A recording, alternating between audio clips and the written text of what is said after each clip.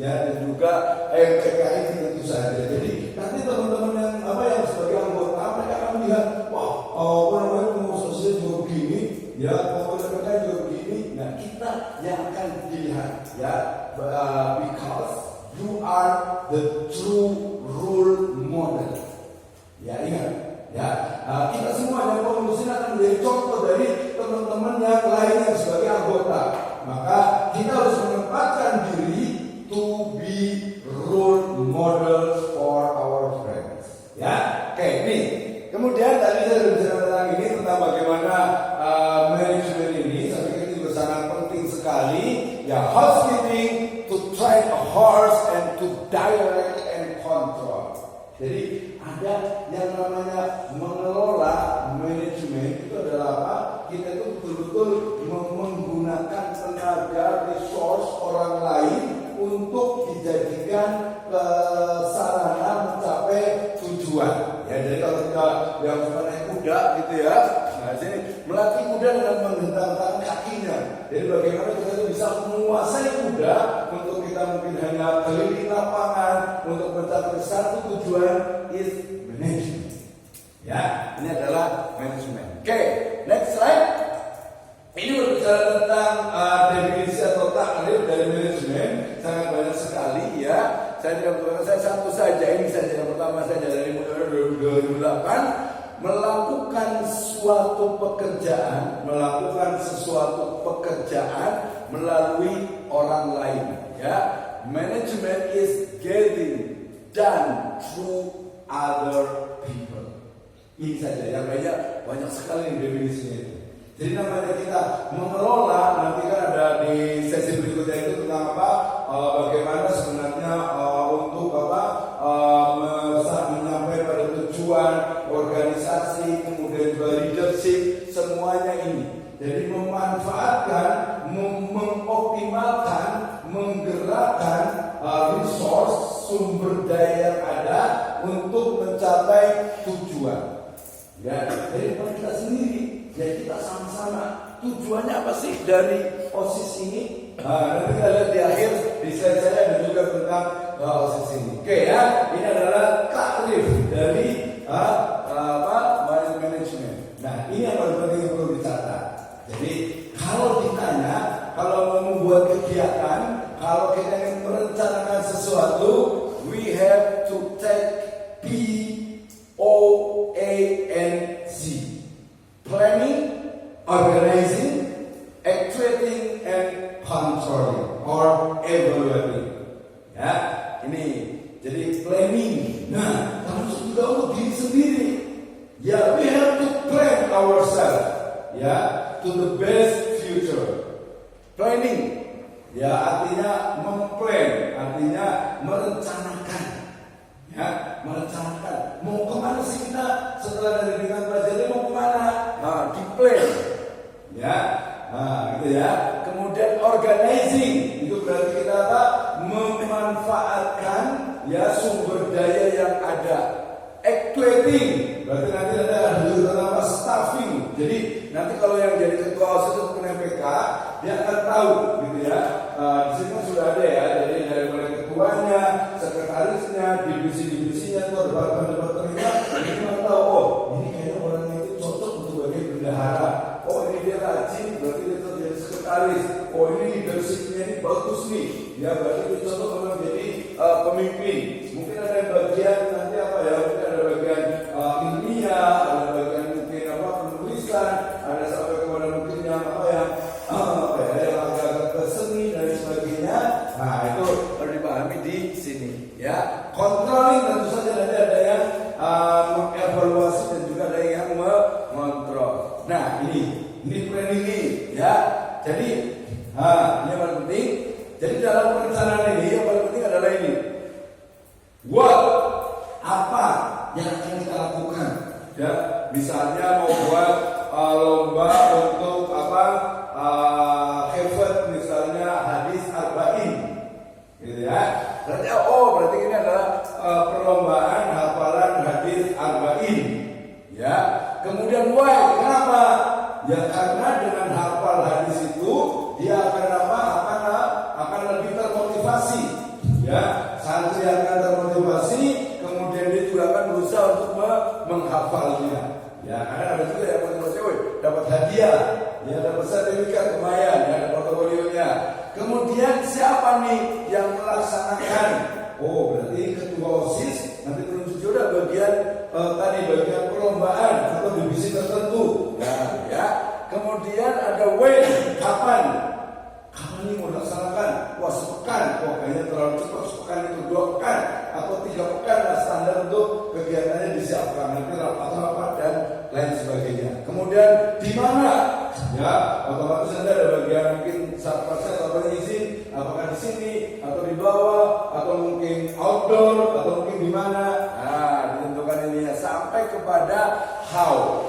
Ya, bagaimana proses dari pelaksanaan lomba hafalan Al-Quran, hafalan hadis, hafalan matan, atau sampai mungkin ke rumus-rumus fisika, ya dan lain sebagainya. Ya, ini masuk ke dalam planning, menyiapkan atau merencanakan. Ya, merencanakan, ya udah tahu ya. Kalau misalnya, pengen ingin belajar setelah ini di UI misalnya, ya berarti disiapkan setelah selesai dari sini. Mungkin ikut bimbel khusus, kemudian nanti disebut dengan perencanaan.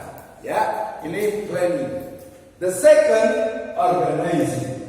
Ya, organizing ini adalah menyangkut tentang bagaimana kegiatan itu lebih efektif. Nih, organizing itu artinya adalah menghimpun beberapa orang yang telah sepakat bekerja sama, kemudian untuk melakukan kegiatan bersama sesuai dengan tugas dan tanggung jawab masing-masing, ya agar tercapai tujuan bersama yang telah ditetapkan sebelumnya. Is too long, ya. Jadi organizing itu adalah using the resource to get the goals. Ya, jadi organisasi ini adalah memanfaatkan atau mengoptimalkan, lebih tepatnya biasanya menggunakan sumber daya yang ada untuk mencapai tujuan. Nah, tentu saja ya, yang namanya harus sesuai dengan apa? Syariah, sesuai dengan Islam. Tadi, oke, berarti mau buat lomba, siapa jadi panitianya nih? Ini kayaknya ada satu siswa yang seneng nih buat rame-rame buat kegiatan, atau mungkin ada juga yang suka agak didekorasi dikit biar agak ramai kegiatannya. Mungkin nanti ada, kalau saya seneng juga saya harusnya ke depan itu jangan kegiatan kayak itu orang-orang umum gitu ya. Ada pekan Muharram, ada ini jangan, tapi we celebrate our celebration. Ya, Idul Raya ini Idain, Idul Fitr wa Idul Adha. Jadi kalau mau lomba itu sebenarnya kalau bagus itu adalah di ayam tasrik, hari makan dan minum tuh. Jadi nanti Idul Adha itu adalah it's our celebration, itu dirayakan. Ya makan, minum, kemudian juga lomba-lomba di situ. Ya kalau itu biasanya 17-an baru lomba gitu ya. Kalau tadi yang betul-betul syar'i gitu ya. Oke, ya jadi sekali lagi organizing itu adalah menggunakan sumber daya untuk mencapai tujuan. Ya kan? Ini benar banget nih, sumber daya bagus-bagus banget nih. Ini bagian apa? Ditanya. Nah, sukanya apa? Sukanya mungkin ada yang suka ngomong, ada yang suka ngitung duit, ya ada yang mungkin suka komunikasi dengan guru, dengan kepala sekolah, dengan asrama, ya nanti ada yang suka juga yang dengan teman-teman yang berikut bisa banyak. Masing-masing itu adalah sumber daya. Ya nanti ada sumber daya alam, ada sumber daya manusia. Ya, sumber daya manusia masing-masing nih. Dari sekarang antum semuanya gitu ya. Antum itu harus memahami, tahu kelemahan dan kekurangan diri kita. Oke, kekurangan saya mungkin nggak ganteng amat gitu ya, atau mungkin nggak ganteng lah gitu ya. Tapi harus bersyukur juga. Tapi saya punya kemampuan misalnya hafalan saya kuat. Oke, berarti udah fokus aja di tahfidz ya, di hafalan hadis atau mungkin hafalan rumus bisa juga. Atau mungkin saya kayaknya suka ini deh, suka menyendiri, suka berpikir, suka sesuatu yang menantang gitu ya. Atau mungkin juga ada saya suka itu ketemu dengan orang, saya suka itu dengan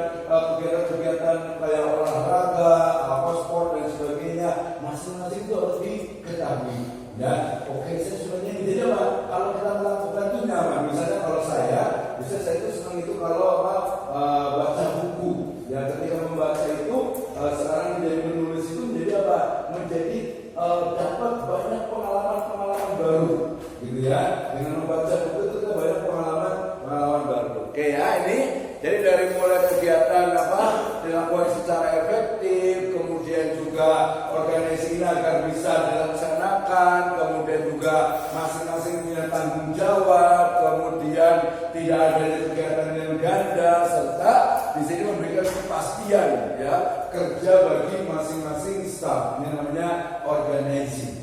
Oke, next ini adalah activating. Activating ini tadi kalau kita sudah merencanakan sudah, kemudian organize sudah, kemudian apa yang diperlukan ini? Ya, merealisasikan tujuan, sasarannya adalah menggerakkan atau penggerakan, memperoleh data sejauh mana kerelaan dan juga semangat kerja anggota dalam menyelesaikan tugasnya dengan penuh rasa tanggung jawab tanpa menunggu perintah atasan. Jadi activating ini sebenarnya lebih sederhana, itu adalah action. Ya, sudah masing-masing ini tugasnya ini, tugasnya ini, tugasnya ini, tugasnya ini. Oke, langsung jalankan, action. Ya, jalankan. Kemudian nanti dilihat apa saja ini. Ya, di sana berarti perlu adanya quality, perlu adanya leader style. Perlu adanya di sini itu activities yang memang sudah direncanakan sebelumnya. Ini activity, ya. Dan last yang terakhir itu adalah controlling. Ya, nanti dalam poin itu biasanya controlling ini evaluasi. Ya misalnya baru sehari atau 2 hari satu orang itu kan apa? Ini kayaknya agak kurang semangat nih. Ya, mungkin dinasihati dulu. Ya, mau nggak dilanjutkan nih? Kalau enggak, ya sudah replace saja, diganti saja. Ingat, dalam satu kaidah manajemen itu adanya the right man on the right place. The right man on the right place. Ini berarti bukan right man ya, ini the right boy ya, on the right place. Jadi orang yang baik, orang yang tepat pada posisi jabatan yang tepat. Misalnya orang itu kalem, nggak banyak ngomong, tidak suka komunikasi dengan orang lain, suruh bagian humas, ya nggak cocok. Atau juga ada orang itu nggak tegaan, kadang suka baperan, ya kemudian jadi pemimpin, wah nggak cocok. Ya, ada juga mungkin orang yang mungkin agak tega dengan temannya, ya kemudian dia terkesan arogan, wah nggak cocok juga nih jadi pemimpin. Ya kasihan nanti yang dipimpinnya. Oke, controlling kita lihat. Ya, controlling itu adalah juga mengontrol. Ya, berarti memeriksa. Ya, pengawasan. Ya, untuk berbagai kegiatan. Ya, tujuannya ini adalah untuk penetapan standar pelaksanaan, penentuan ukuran-ukuran pelaksanaan, kemudian pengukuran pelaksanaan nyata, membandingkan dengan standar yang telah ditetapkan, serta mengambil tindakan kursi. Jadi kontrol itu pertama lihat, misalnya buat kegiatan targetnya adalah semua siswa ya dari kelas 12, kelas 11, kelas 10 itu minimal itu satu kelas itu ada 5. Ya berarti 5 kali 3 ada 15. Nah ternyata mungkin ada yang banyak apa ini? Ya gimana? Berarti harus dievaluasi dan harus diambil ambil jalan keluarnya atau solusinya. Ya, ini adalah controllingnya. Kemudian ini prinsipnya, banyak banget ya. Gak usah ditulis ini kayaknya sebagian dari intinya. Kenapa manajemen? Di dalam Al-Quran juga disebutkan ayatnya I'malu ala makanatikum inni amilun. Kita dengar ya. I'malu, beramalah, bekerjalah, beraktivitaslah ala makanatikum, sesuai dengan tempatnya masing-masing, sesuai dengan bidangnya masing-masing, sesuai dengan kepakaran profesionalnya masing-masing. Ini amilun. Saya juga bekerja, saya juga beramal, saya juga melakukan aktivitas yang sesuai dengan bidang saya. Ada yang jadi guru, ada yang jadi office boy, ada yang jadi bersih-bersih, ada yang bagian dapur, ada yang bagian asrama, ada yang kepala sekolah. Is organized, is management. Ya, dan ingat, inna akramakum indallahi atqakum. Ya, kita juga nanti semakin kita itu diberikan misalnya, jadi ketua OSIS nih. Siapa ketua OSISnya ya? Saya tahu lah kalau Bapak saya ketua OSIS nih. Oh dia berarti saya ketua dong, keren dong ini ya. Ketua kamu kan cuma anggota doang, tidak boleh seperti itu. Sama juga nih, ya saya selalu pesan pada ini, kita di sini santri atau siswa, kadang kemudian Pak melihat misalnya OB, melihat yang bersih-bersih, hanya kesannya kok kayak gimana gitu. Nah, tidak boleh. Ya maksudnya itu tidak boleh. Artinya kita tuh melihat manusia hanya dari sisi profesinya. Seorang pemimpin juga tidak boleh melihat teman lainnya, oh kamu kan cuma bagian apa sih namanya? Ya bagian cuma perangkat saja. Tidak boleh seperti itu. Ingat ya, al-kibr, kesombongan itu adalah apa? Batarul haq wa ghamtun nas. Ya, sombong itu adalah apa? Menolak kebenaran dan menyepelekan manusia. Artinya itu cuma ini doang, cuma kopi doang, ada cuma perangkat doang, pesantren nggak jelas, sebagainya ya. Tidak boleh seperti itu. Ya, tidak boleh seperti itu. Ini dia masuk ke dalam apa? Pembagian kerja, wewenang tanggung jawab, disiplin. Ingat, bukan lagi on time, tetapi before time. Ya, dan juga ingat sekarang di Islam namanya lebih apa? Hari ini lebih baik dari orang lain. Is the odd sentences. Why? Because today hari ini harus lebih baik dari orang lain because competence. Ini adalah kompetensi. Bukan merasa diri lebih baik dari orang lain, tetapi belajar untuk menjadi lebih baik dari orang lain. Ingat ya, jangan sampai salah dengar nih. Oh, berarti kita harus ini dong, lebih baik dari orang lain, merasa diri lebih bukan. Ingat, bukan merasa lebih baik dari orang lain, tetapi belajar untuk lebih baik dari orang lain. Ketika teman-teman mungkin dari anggota OSISnya mungkin hanya ya sholat sunnah atau sholat wajib jelas ya, sholat sunnah mungkin tidak full rawatibnya. Ya maka yang pengurus OSIS ini atau MPK ini harus full rawatibnya. Dan ini sudah ada rawatibnya full ya. Nanti ditambah lagi mungkin apa dengan sholat duha sekali-kali, ya kemudian juga sholat tahajud. Jadi harus beda, ya harus memiliki level yang lebih tinggi dari anggota OSISnya. Wah ini banyak banget ya. Kemudian ini OSISnya, saya yakin ini sudah pernah belajar. Saya sekilas saja terkait dengan organisasi siswa intrasekolah karena kalau dari suruh yang OSIS ini. Ya ini nanti boleh ini kan saya kirimin nanti filenya ya sama ya ini balik gitu. Balik lagi ya. Jadi di OSISnya ya, boleh dilihat lagi nanti. OSISnya itu saya semua sudah paham, tetapi it is more important if we understand about the management in Islamic perspective. Jadi ini penting juga nih. Dari tadi orang kayaknya dan Islamnya yang sebelah mana ya? Manajemennya seperti apa ya? Islamic management. Oke, kayaknya menurut kita boleh tanya-tanya ya. Ingat kisah tentang hijrahnya Nabi Muhammad Sallallahu Alaihi Wasallam. Beliau hijrah mana? Ke Yasrib atau ke Madinah. Oke, kalau kita melihat proses dari hijrahnya Nabi Sallallahu Alaihi Wasallam ke Madinah, ada tidak unsur manajemen? Ya, di sana tadi ingat ada POAC, planning, organizing, actuating, control. Nah, plan. Ada yang tahu di sini sudah ada yang baca Sirah Nabawiyah, misalnya yang Syekh Sofi Rahman Mubarakpuri, misalnya gitu ya. Bagaimana Nabi SAW itu ketika akan hijrah ke Madinah itu tidak apa ya, tidak ujuk-ujuk, tidak langsung kalau di Mekah ini tersiksa sekali, di Mekah ini sahabat-sahabat itu didolimi, udahlah kita pindah saja, kita hijrah kemana nih? Pasti, ya, insya Allah ada planning. Ada yang tahu? Ya, sahabat Nabi SAW itu pertama sekali hijrah kemana? Ke Habasyah, betul. Kenapa kok di Habasyah nggak jadi? Artinya udah sampai di sana beberapa tahun dipimpin oleh siapa? Ja'far bin Abu Thalib, ya kan ya? Ja'far bin Abdul Muthalib, ya. Kenapa kok nggak lanjut hijrahnya di Habasyah?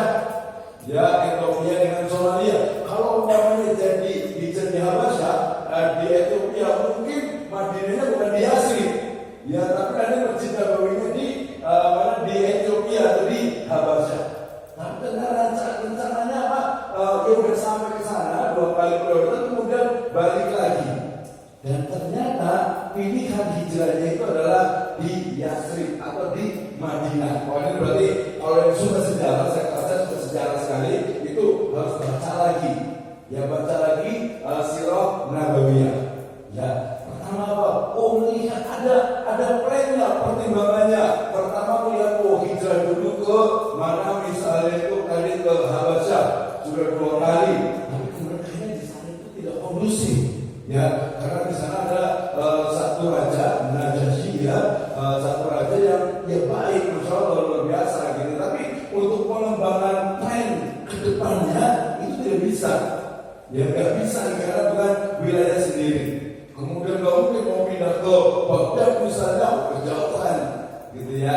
Dan tentu saja yang pertama sekali itu adalah memang wahyu, ya, wahyu dari Allah Subhanahu wa Ta'ala. Ya, artinya wahyu lalu kemudian dibarengi juga dilanjutkan dengan apa? Dengan persiapan. Ada yang tahu ya bagaimana peristiwa sebelum hijrah? Ada yang disebut dengan istilah apa? Dengan Bai'atul Ridwan. Bai'atul Ridwan tahu? Berapa orang tuh yang dibaiat? Yang bersumpah setia kepada Nabi. Nah, ini ya, mungkin nggak ada cara baca sejarah, ini boleh baca Sirah Nabawiyah lagi, ya.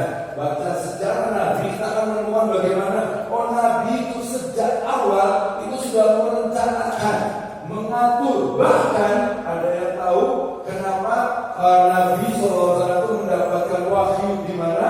Di gua mana? Di gua Hira atau di sana? Di gua Hira, ya. Nah, itu berapa lama Nabi itu baru mendapatkan